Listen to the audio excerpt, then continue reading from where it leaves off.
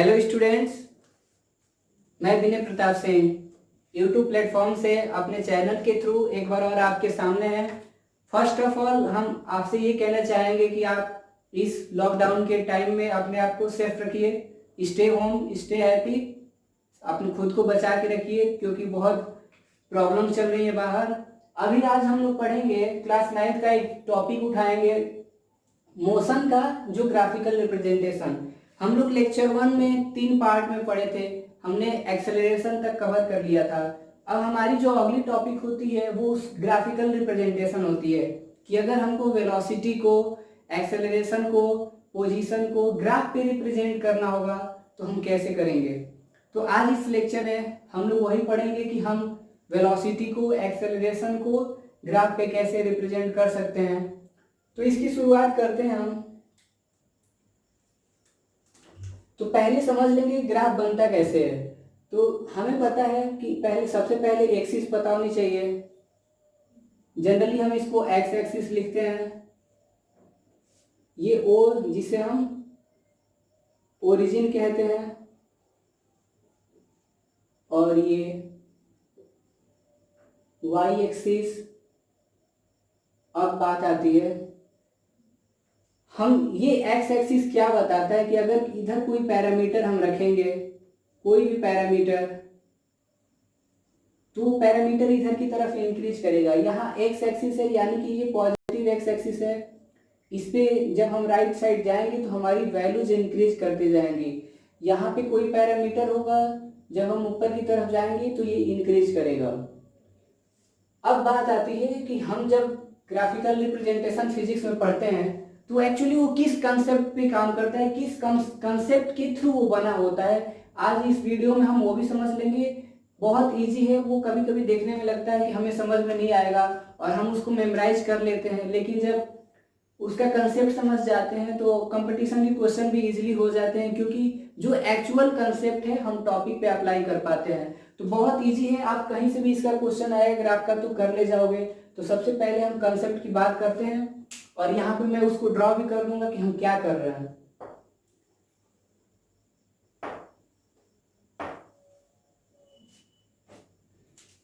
हमारा ये ओरिजिन था, जहां पे जिसकी वैल्यू, इस ओरिजिन की वैल्यू 0,0 है, इस कोऑर्डिनेट की वैल्यू 0,0 है। इधर x इंक्रीज करेगा, इधर y इंक्रीज करेगा। तो हम सबसे पहले क्या करते हैं,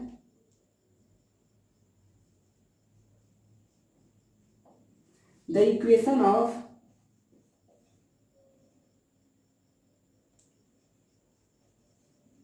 स्ट्रेट लाइन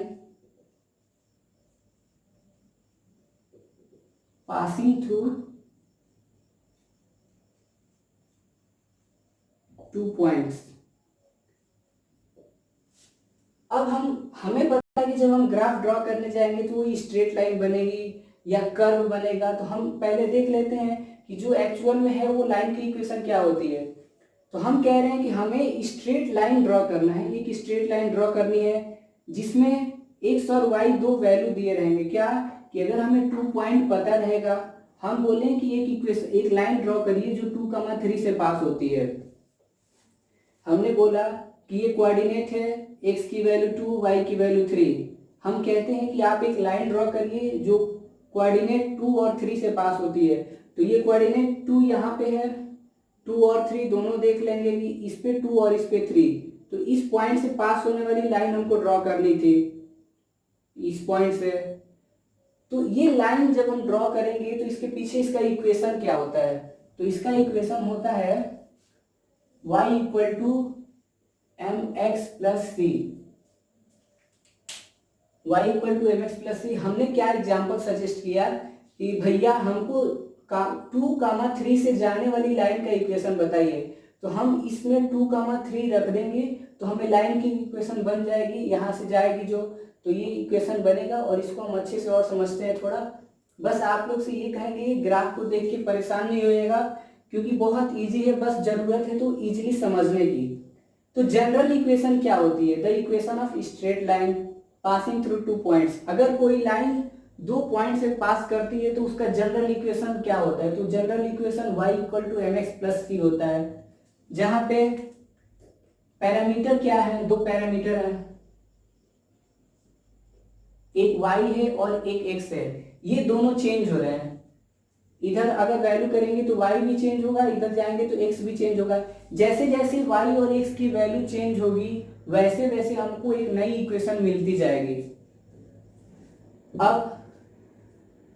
अब बात करते हैं कि यहाँ c क्या है। चेंज पैरामीटर चेंजेस y और x।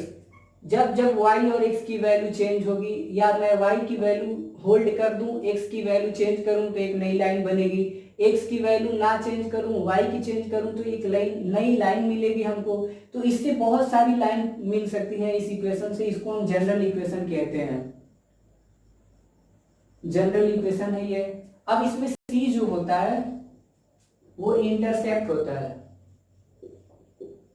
c जो होता है वो इंटरसेप्ट होता है। इसको हम समझते हैं। हमने बोला कि हम एक लाइन ड्रॉ करते हैं जो यहां से पास होती है।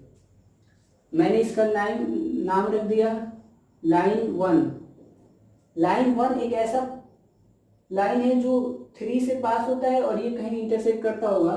अब मैं बोलूं कि ये ओरिजिन है और ये इसका नाम मैं ए रख देता हूं। मैंने बोला कि एक लाइन है जो y एक्सिस पे 3 पॉइंट से पास होती है। x की वैल्यू जहां जहां चेंज होगी, x की वैल्यू कुछ ना कुछ है इसकी। तो अब ये जो OA दिख रहा है, ये जो OA जो दिख रहा है इसको हम इंटरसेप्ट बोलते हैं। ये OA ही इंटरसेप्ट है, मतलब कि हमारी जो लाइन है वो y एक्सिस पे ओरिजिन से कितने डिस्टेंस पे जा रही है, कितने हाइट पे जा रही है। हम देख रहे हैं कि ये जो लाइन है, जो लाइन 1 है, वो हमारे ओरिजिन से 3 यूनिट ऊपर चलते हैं तब वहां से पास होती है। और भी बहुत सारी लाइन बन सकती है जो यहाँ से पास होंगी, यहाँ से पास होंगी, तो उसका कुछ इंटरसेप्ट होगा, वो कुछ c की वैल्यू होगी। ये OA जो दिख रहा है, जो ओरिजिन से परपेंडिकुलर डिस्टेंस दिख रहा है लाइन वाला, इसको हम इंटरसेप्ट कहते हैं। आप लोग इसको मैथ में पढ़ोगे, 10th में मिलेगा, 11th में मिलेगा, ये कंसेप्ट हमेशा मिलता जाएगा आगे की तरफ। अब बात आती है कि हम जब ग्राफ ड्रॉ करेंगे वेलोसिटी वगैरह का तो वो कैसे होगा। अब हम बोलते हैं कि अगर c की वैल्यू 0 कर दें, putting c equal to 0 in equation first. हम पहले वाले इक्वेशन में जब c की वैल्यू 0 रख देंगे तो क्या होगा? तो हमारा जो पहला इक्वेशन बन जाएगा y equal to M x बन जाएगा, y equal to M x बन जाएगा। अब c की वैल्यू 0 रखने का मतलब क्या है कि जब जो लाइन पास होगी उसमें कोई हाइट नहीं है, कोई y एक्सिस पे कोई उसकी वैल्यू नहीं है। क्यों? क्योंकि हमने बताया कि c जो होता है वो हमको बताता है कि y एक्सिस पे कितने डिस्टेंस से वो लाइन जा रही है। जब मैंने c की वैल्यू 0 रख दिया तो वो c यहाँ पे आ गया और यहाँ पे c की वैल्यू क्या है? 0। इसका मतलब कि जो लाइन बनेगी y equal to M x बनेगी, यानी कि इसका ग्राफ, इस लाइन का ग्राफ हमको ऐसे मिलेगा। ये है जो लाइन 2 क्या रिप्रेजेंट कर रहा है? y equal to M x. ठीक है, ये लाइन 2 है जो y equal to M x represent कर रहा है। हमने क्या बोला कि जब हमको ग्राफ ड्रॉ करना होगा तो सबसे पहले चीज कि हमें एक्सिस पता होनी चाहिए। तो इसको मैंने x एक्सिस बोला, इसको मैंने y एक्सिस बोला। अब हमने बोला कि कोई भी ग्राफ ड्रॉ करना होगा, अगर लाइन का ग्राफ ड्रॉ करना होगा तो सबसे बेसिक कंसेप्ट क्या है? तो वो बोला कि भैया आपको स्ट्रेट लाइन की इक्वेशन पता होना चाहिए। तो हमने बोला ठीक है, y equal to M X plus C. फिर आया कि इस y equal to M X plus C में ये जो चीजें दिख रही हैं ये है क्या? y क्या है, x क्या है, m क्या है, c क्या है। तो जो y है और x है वो चेंजिंग पैरामीटर है। जब जब y और x की वैल्यू चेंज होगी हमको एक नया लाइन मिल जाएगा। c क्या था कि लाइन जो है ओरिजिन से कितने डिस्टेंस पे जा रही है ये हमको c बताता है, इसको हम इंटरसेप्ट कहते हैं। अब एक चीज हमारी बच गई कि m क्या होता है। तो एम जो होता है वो स्लोप होता है, स्लोप, या इसी को टेन थीटा भी बोलते हैं। अब आगे आप लोग पढ़ोगे टेन थीटा क्या होते हैं, तो इससे जरूरत नहीं, हमको स्लोप से। अब ये स्लोप कैसे निकलता है, change in value of y divided by change in value of x। M क्या होता है, एम स्लोप होता है। अगर हम यहां से बताएंगे कि यहां से भैया हमको एम बताओ, तो हमारा बनेगा y अपॉन एक्स। और इसका मतलब क्या हुआ कि स्लोप मतलब होता है कि चेंज इन y, मतलब जो y की वैल्यू चेंज होगी और जो x की वैल्यू चेंज होगी उसका रेशियो। अब अगर हम बोले कि जब y की वैल्यू 3 थी, 1 2 3 अगर मान लेते हैं, y की वैल्यू 3 थी तो x की वैल्यू क्या होगी, तो क्या करना है, परपेंडिकुलर ड्रॉ कर देना है। ठीक है, मैंने इसका कोऑर्डिनेट p ले लिया। अब मैंने बोला कि अगर मुझे एम निकालना है, एम निकालना है, ये फिगर कुछ ऐसा बन गया, ऐसा। तो मैं इसको स्लोप बोल रहा हूँ, इसको थीटा बोल रहा हूँ, इसको स्लोप बोल रहा हूँ। तो मैंने बोला कि जब y की वैल्यू 3 थी तो 3 के सामने एक लाइन ड्रॉ करो, वो लाइन यहाँ पे इंटरसेक्ट करेगी इसको y equal to M x को, और उस पर देखेंगे कि एक पार्टिकुलर पॉइंट पे कोई वैल्यू होगी इसकी।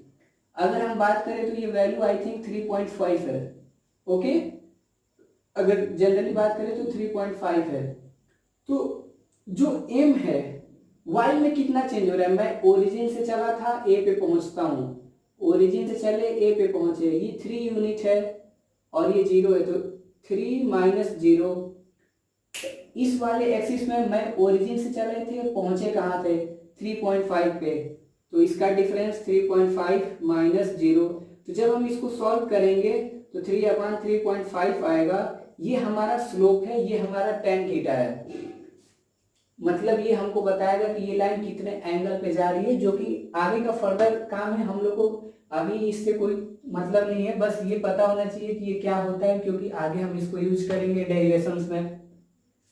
तो हमने अभी बस थोड़ी सी चीज बताई कि ग्राफ ड्रॉ करने के लिए पहले एक्सिस बनाएंगे, एक्स एक्सिस, वाई एक्सिस, फिर कोई अगर लाइन की इक्वेशन अगर हमको पता होनी चाहिए तो वो जनरल इक्वेशन होती है स्ट्रेट लाइन की, y equal to M X plus C. फिर मैंने बोला कि इसमें जो पैरामीटर दिख रही है वो चार चीजें दिख रही है, ये चार हैं क्या, तो जो y और x है वो चेंजिंग पैरामीटर है, ये डिसाइड करेगा कि y की वैल्यू लाइन की कहाँ से पास होगी। फिर आता है कि ये c क्या है, तो c इंटरसेप्ट था, जो ये बता रहा था कि हमारी जो लाइन होगी वो कहाँ से पास होगी, किस हाइट से पास होगी।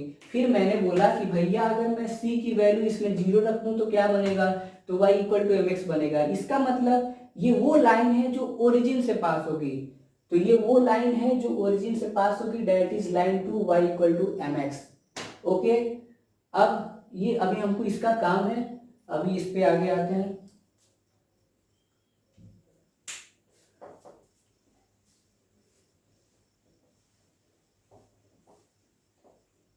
अब बहुत इजी है, अगर समझ में आ गया तो सारे जो ग्राफ हैं बहुत इजीली विद इन 5 मिनट बन जाएंगे, और कुछ नहीं करना है। और ग्राफ बनाते बनाते वक्त हमको डेफिनेशन माइंड में होना चाहिए कि वो क्या होता है। अब मैं पहला ग्राफ बनाऊंगा, वो कहता है डिस्प्लेसमेंट टाइम ग्राफ। हमको जब हम मोशन की बात करते हैं तो हमको पहला ग्राफ ड्रॉ करने के लिए कहता है डिस्प्लेसमेंट टाइम ग्राफ। आप डिस्प्लेसमेंट टाइम ग्राफ ड्रॉ करिए, हमने बोला ठीक है। अब एक बात याद रखना है कि अगर कंसेप्ट की बात करें तो ऐसा कौन सा फॉर्मूला है जिसमें डिस्टेंस और टाइम आता है, तो हमने एक फॉर्मूला पढ़ा था, velocity is equal to displacement upon time. ये सारा हमको वैल्यू देगा हमको जो चाहिए। हम अगर वेलोसिटी को v से रिप्रेजेंट करें और डिस्प्लेसमेंट को x से रिप्रेजेंट करें और टाइम को t से, यहां से this implies x equal to v into t. ठीक है, हमने क्या बोला, हमको बोला गया कि भैया आप डिस्प्लेसमेंट टाइम ग्राफ ड्रॉ करिए। एक्चुअली जब ग्राफ आ जाएगा तो इतनी सारी चीजें लिखने की जरूरत नहीं है, आप बस ग्राफ ड्रॉ कर देना डायरेक्टली। बात आती है कंसेप्ट की, तो हम दे रहे हैं। तो हमको बोला कि भैया आप डिस्प्लेसमेंट और टाइम ग्राफ ड्रॉ करिए। हम बोले ठीक है। तो हमें सबसे पहले ये देखना था कि ऐसा कौन सा फॉर्मूला है जिसमें डिस्प्लेसमेंट और टाइम आता है और कुछ बनता है। तो हमने बोला कि velocity equal to displacement upon time होता है। हमने वेलोसिटी को v से लिख दिया, डिस्प्लेसमेंट को x और टाइम को t से। अब मैंने इसको क्रॉस मल्टीप्लाई किया तो हमको मिला कि x equal to we t. अब बताइए, अगर हम बोले कि इसमें हम अगर जीरो ऐड कर दें तो कोई फर्क पड़ेगा इसको? कोई फर्क नहीं पड़ेगा, क्योंकि इसमें जीरो मैं एडिशनली ऐड कर रहा हूं। अब ये इक्वेशन 2 है और वो इक्वेशन फर्स्ट दिख रहा है। अब क्या करेंगे, comparing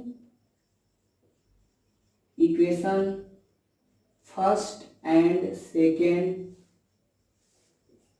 both side, left hand side and right hand side. हमने क्या बोला, हमने फॉर्मूला लिख दिया कि x v equal to x by t, x equal to we T plus zero. मैंने जीरो एडिशनल लिख दिया ताकि क्लियर हो जाए, और अगर नहीं लिखेंगे तब भी हमको पता चल जाएगा। अब comparing equation first and second both side, मतलब कि इस इक्वेशन और फर्स्ट वाले इक्वेशन को कंपेयर करना है। लेफ्ट साइड वाले को लेफ्ट साइड के साथ, राइट साइड वाले को राइट साइड के साथ। क्या करना है, पहला इक्वेशन जो दिख रहा है y equal to M X plus C, और दूसरा इक्वेशन क्या है x equal to we T plus zero. क्या हमें इसका लेफ्ट साइड इसके लेफ्ट साइड से कंपेयर करना है, इसका राइट साइड इसके राइट साइड से कंपेयर करना है। तो जब हम कंपेयर करेंगे तो हम देखेंगे कि y x है, ठीक है, फिर vt इसका कहाँ गया, सॉरी, y x है, और यहाँ पे जो mx है वो किसके बराबर है, vt के बराबर, और जो c है उसकी वैल्यू क्या है, जीरो। क्या हमको इस इक्वेशन से क्या पता चल रहा है कि लेफ्ट हैंड साइड में y है तो इसमें लेफ्ट हैंड साइड में x है, उसमें राइट हैंड साइड में mx है तो इसमें क्या है, vt है, इसमें c है तो इसमें क्या है, c की वैल्यू जीरो है। अब यही बताएगा कि हमको ग्राफ कैसा मिलेगा, हमको बस ये वैल्यू बताएगा कि हमें ग्राफ कैसा मिलेगा। अब देखते हैं आगे थोड़ा सा।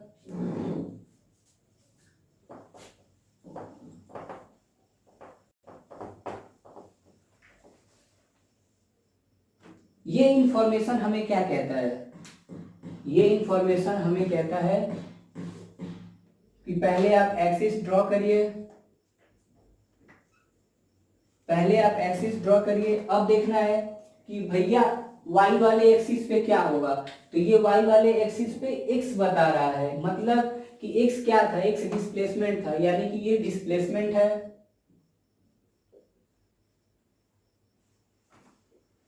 ऊपर की तरफ हम जाएंगे मतलब y डायरेक्शन में डिस्प्लेसमेंट इंक्रीज करता जाएगा। फिर आते हैं कि x एक्सिस वाले में, इधर तो हमने जो पढ़ा था इसमें दो चीज दिख रही है।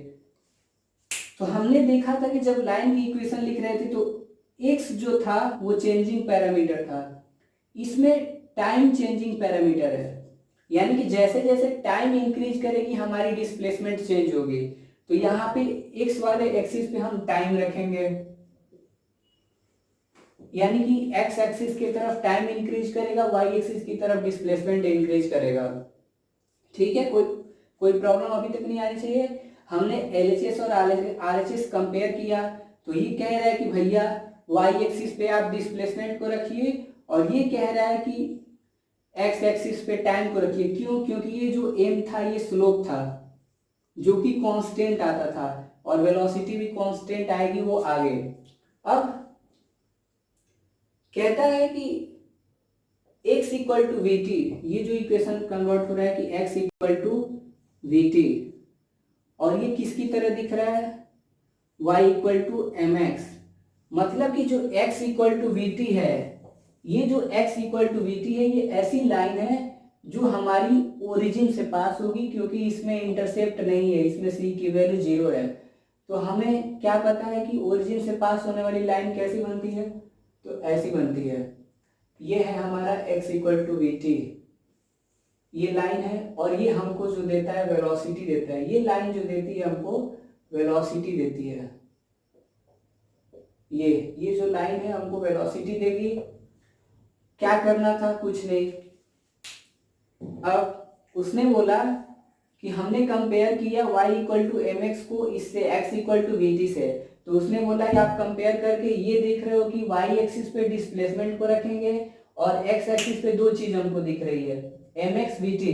तो जो x है और जो टाइम है ये चेंजिंग पैरामीटर है, तो हम चेंजिंग पैरामीटर को एक्सिस पे रखते हैं, तो हमने टाइम को रख दिया। फिर मैंने जब कंपेयर किया था तो हमने देखा था कि इसमें तो c की वैल्यू 0 आ रही थी। इसका मतलब ये वो लाइन है जो ओरिजिन से पास होती है, यानी कि ये वो लाइन है जो ओरिजिन से पास होती है। और यही हमारा ग्राफ है यूनिफॉर्म वेलोसिटी का। ये ग्राफ जो बनी है ये यूनिफॉर्म वेलोसिटी की ग्राफ बनी है। ओके,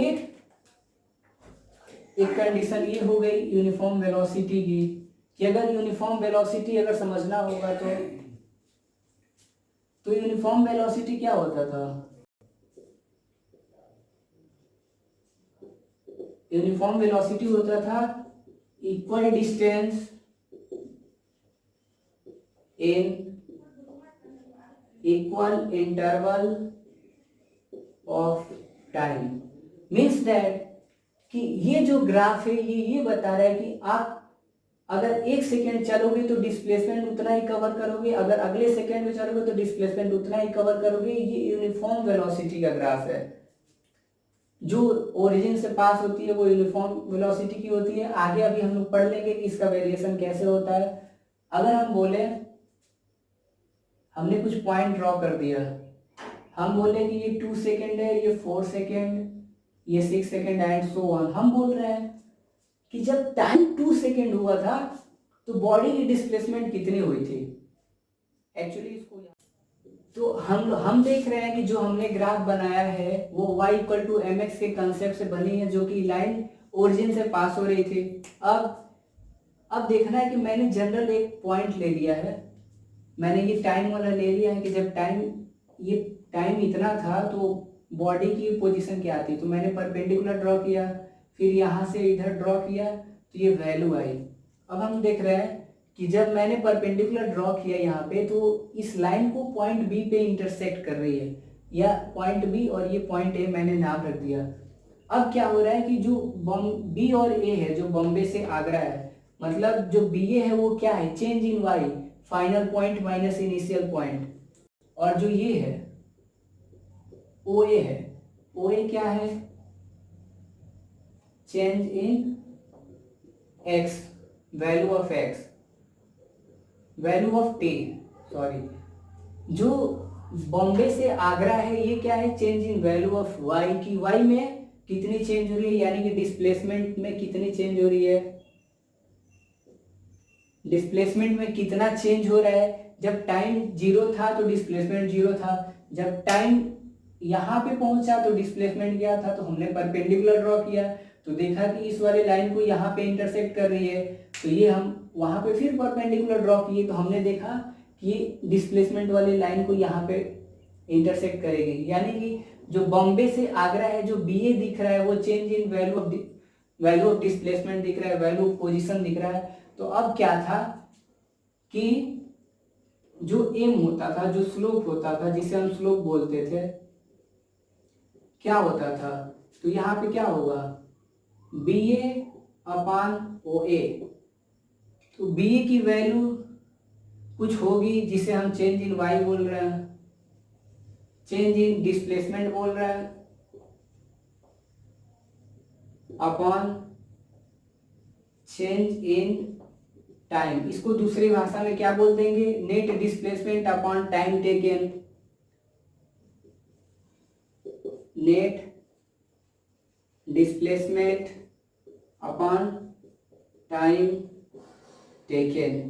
तो ये हमको क्या दे रहा है, ये हमको ये जो स्लोप है ये हमको क्या दे रहा है, वेलोसिटी का फॉर्मूला यही होता है, ये हमको वेलोसिटी देता है। यानी कि इस ग्राफ के कंसेप्ट से हमको ये पता चलता है कि जब हम डिस्प्लेसमेंट और टाइम के बीच में ग्राफ ड्रॉ करेंगे, जब डिस्प्लेसमेंट और टाइम को ग्राफ पे प्लॉट करेंगे तो हमको वेलोसिटी मिलेगी। और वेलोसिटी ये यूनिफॉर्म वेलोसिटी है, क्योंकि जितना डिस्टेंस कवर करना चाहिए जितने टाइम में उतना ये कर रहा है। जब इक्वल डिस्टेंस ट्रेवल करेगा इक्वल टाइम में तो हम उसको कहेंगे यूनिफॉर्म वेलोसिटी, इसलिए इसका ग्राफ ऐसा मिला है। अब हम बात करते हैं दूसरा एक, ये क्या था, uniform moving with uniform velocity. अब मैं दूसरा कंडीशन लेता हूं, body at rest condition. Body at rest condition कह रहा है कि आप ग्राफ ड्रॉ करिए जब बॉडी रेस्ट पे थी, जब बॉडी में कोई मोशन ही नहीं हो रहा था तो ग्राफ ड्रॉ करिए, या बॉडी कहीं चल के रुक जाती है वहीं पे स्टेबल हो जाती है तो आप उसका ग्राफ प्लॉट करिए। तो हमने बोला कि ठीक है, सबसे पहले ये टाइम एक्सिस है, क्योंकि जैसे जैसे टाइम इंक्रीज होगा इधर की वैल्यू इंक्रीज होती जाएगी। इसको मैंने डिस्प्लेसमेंट बताया है तो इसको मैं लिख लेता हूं, डिस्प्लेसमेंट इधर की तरफ बढ़ रहा है। डिस्प्लेसमेंट क्या होता है, ये जो है ये पोजीशन है, इसको और हम पोजीशन के नाम से जानते हैं। अब कह रहा है कि भैया बॉडी रेस्ट पे है, रेस्ट पे है यानी कि उसका पोजीशन चेंज नहीं हो रहा है, चाहे टाइम इंक्रीज हो जाए चाहे कुछ भी हो जाए। टाइम डिक्रीज होगा तब भी बॉडी जहाँ पे थी वहीं पे रहेगी, टाइम इंक्रीज करेगा तब भी बॉडी जहाँ पे थी वहीं रहेगी। तो हमने बोला कि ये इसका नाम रख देते हैं x1, x2, x3। हमने बोला कि बॉडी जो थी जब टाइम 0 था तब भी x1 पे थी, जब टाइम 2 सेकेंड हुआ तब भी x1 पे थी, जब टाइम 5 सेकेंड हुआ तब भी x1 पे थी। यानी कि ये पोजीशन चेंज नहीं हो रहा है। तो क्या करना है, इस केस में हम पैरेलल लाइन ड्रॉ कर देते हैं, बस टाइम एक्सिस के पैरेलल ड्रॉ कर देंगे। तो ये जो ग्राफ है बॉडी एट रेस्ट का है, body at rest condition. Okay, उसने क्या बोला कि आप रेस्ट कंडीशन पे ग्राफ ड्रॉ करिए, तो हमने बोला ठीक है। तो रेस्ट का मतलब होता है कि टाइम इंक्रीज करे या डिक्रीज करे हमारी बॉडी जहाँ पे थी वहीं पे रहेगी। तो हमने बॉडी का पोजीशन ले लिया कि मान लेते हैं कि जब टाइम 0 हुआ था तो बॉडी x1 पोजीशन पे थी, जब टाइम 2 हुआ तब भी x1 पे, टाइम 3 हुआ तब भी x1 पे। यानी कि x की वैल्यू चेंज होती जा रही है, x की वैल्यू चेंज नहीं हो रही है। अगर हम बोले कि ये 2 सेकेंड है, ये 5 सेकेंड है, तो ये बॉडी वहीं पे है जहाँ ये है, तो हम इसको बोलते हैं ये रेस्ट कंडीशन पे है। तो हमने पहला देखा कि यूनिफॉर्म, यानी कि अगर इक्वल डिस्प्लेसमेंट कर रहा है इक्वल इंटरवल ऑफ टाइम में तो यूनिफॉर्म। और सबसे इंपॉर्टेंट कि हम डिस्प्लेसमेंट और टाइम का ग्राफ ड्रॉ करते हैं तो हमको वेलोसिटी मिलती है, हमको वेलोसिटी मिलती है। हम डिस्प्लेसमेंट टाइम का ग्राफ ड्रॉ करेंगे तो हमको वेलोसिटी मिलेगी। तो इस केस में वेलोसिटी 0 होगी। क्यों, क्योंकि बॉडी की इनिशियल पोजीशन भी x1 ही है, फाइनल पोजीशन भी x1 ही है। तो डिस्प्लेसमेंट 0, जब डिस्प्लेसमेंट 0 तो वेलोसिटी 0। अब आई थिंक ये क्लियर होगा। फिर आते हैं निगेटिव वेलोसिटी पे। इसमें कोई डाउट आना नहीं चाहिए क्योंकि ये बहुत इंपॉर्टेंट है।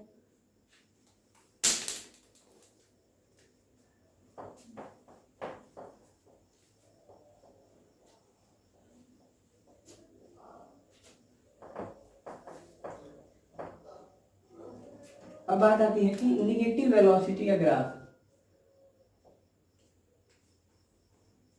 अगर ये टाइम है और ये पोजीशन या डिस्प्लेसमेंट है,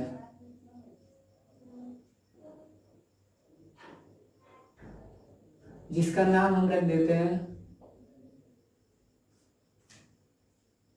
इसका नाम x1, x2, x3, x4, x5।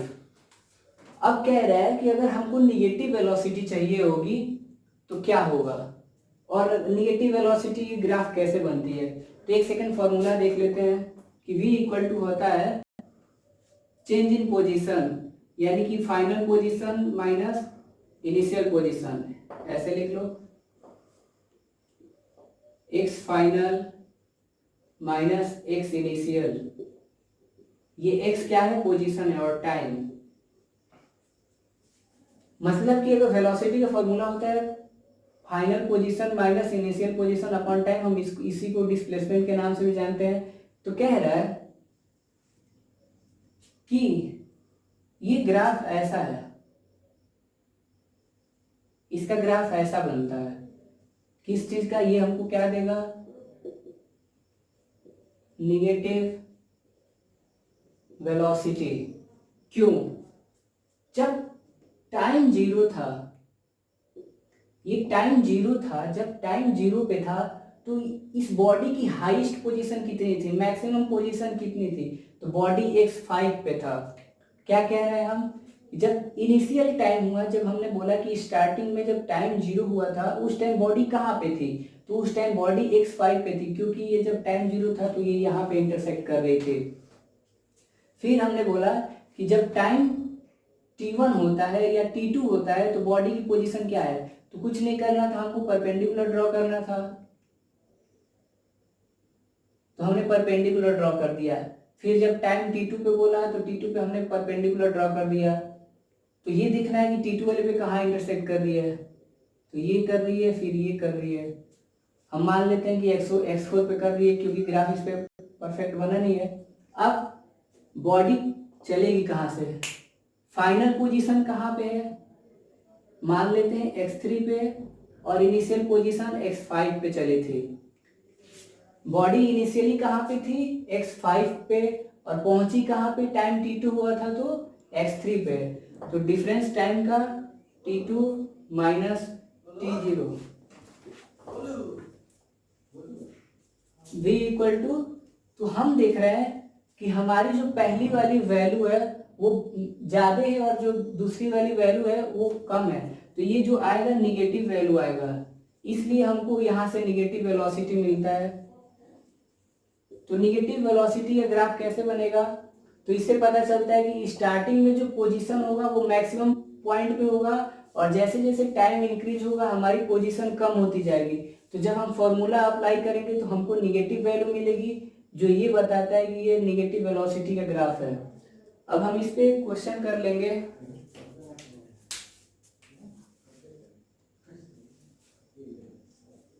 अब अभी तक सामने ये दिख रहा है कि निगेटिव वेलोसिटी का ग्राफ कैसे बनता है। अब हम इस पे क्वेश्चन एक एक क्वेश्चन करेंगे अच्छा सा, जिसमें सब चीज आ जाएगा।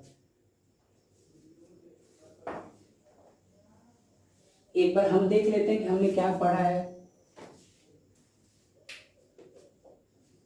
एक ये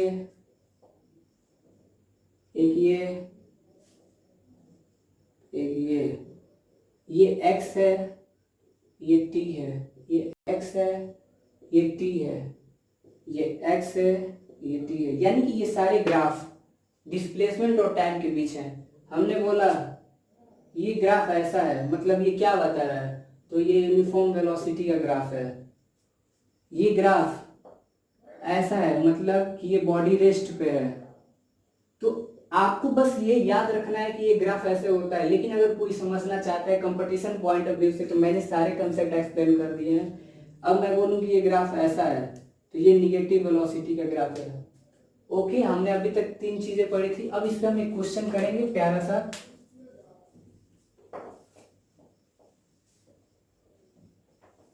जो कि एनसीईआरटी में भी है, थोड़ा अलग है, लेकिन हम उसको थोड़ा और अलग करेंगे।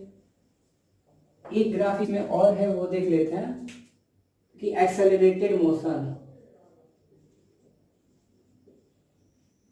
एक्सेलरेटेड मोशन मीन्स की वेलोसिटी यूनिफॉर्म इंक्रीज नहीं होती है, पोजीशन यूनिफॉर्मली चेंज नहीं होता है। तो उस केस में जो होता है, ये टाइम, ये पोजीशन।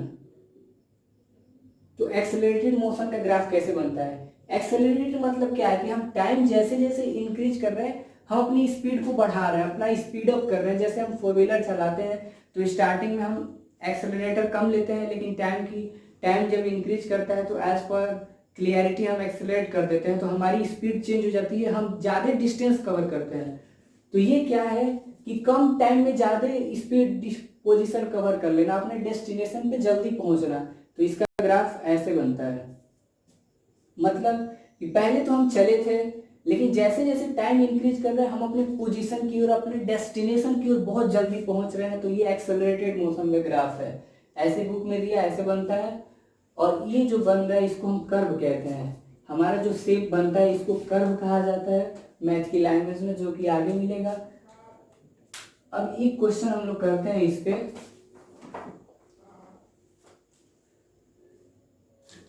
हमारे पास एक ग्राफ दे रहा है, वो छोटा सा ही लेंगे, ये डिस्प्लेसमेंट है और ये टाइम है। इसमें मैं सारी चीजें ले लूंगा, सब ग्राफ। तो मैं बोल रहा हूं ऐसा बना, ये ऐसा बना, फिर ये ऐसा बना, फिर ये ऐसा बना। नाम दे देते हैं सारे पॉइंट का, ए बी सी डी। इस ग्राफ में क्या क्या हो रहा है, क्या क्या हरकतें हो रही हैं, ये समझना है बस हमको, और कुछ नहीं करना है। तो अभी तक जो हमने पढ़ा है बस वही सारी चीजें इस पे हैं।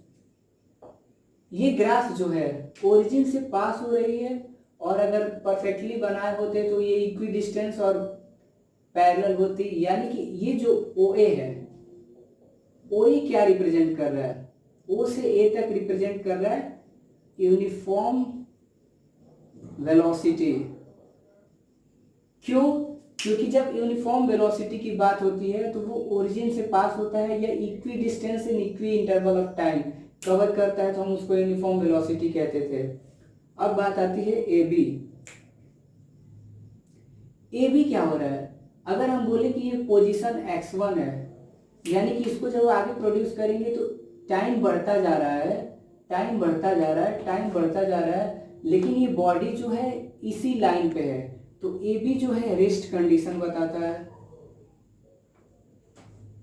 AB जो है रेस्ट कंडीशन बताता है। अब बात है BC।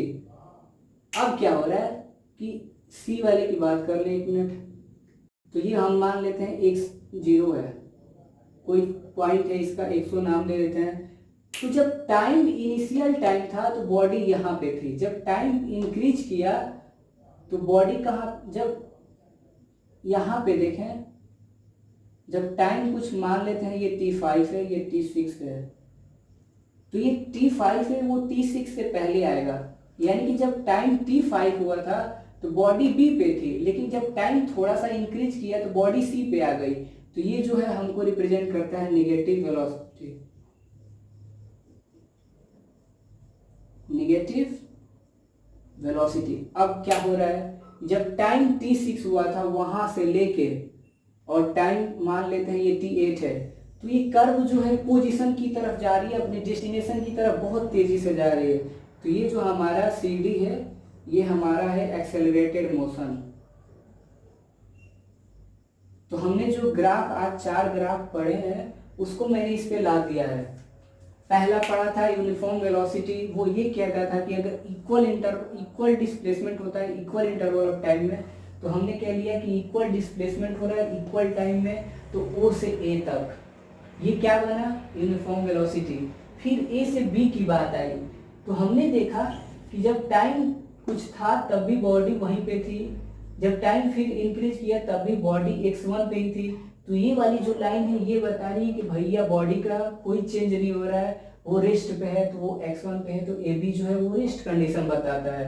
फिर हमने बोला कि जब टाइम T5 था, कुछ टाइम था, तो बॉडी पॉइंट B पे थी, लेकिन जब टाइम इंक्रीज किया तो बॉडी ने अपना पॉइंट कम कर लिया, पोजीशन चेंज कर लिया, वो x0 पे आ गई। तो हमने इसको बोल दिया कि यहाँ पे हमारा पोजीशन कम हो रहा है, तो ये जो है हमारा नेगेटिव वेलोसिटी है। और फिर चेन्नई से दिल्ली, ये यहाँ की बात करें तो ये जो हमारा दिख रहा है कि ये कर्व जो है अपने डेस्टिनेशन की तरफ बहुत तेजी से मूव कर रही है, तो ये हमारा एक्सेलरेटेड मोशन होता है। अभी तक हम लोग इस लेक्चर में यही पढ़े हैं कि वेलोसिटी टाइम ग्राफ का। तो अगर कोई डाउट नहीं आना चाहिए, अगर आपको कोई डाउट आता है तो आप कमेंट सेक्शन में जाके बता सकते हो, ताकि फिर हम मॉडिफाई करके अपलोड कर सकें। Thanks for watching.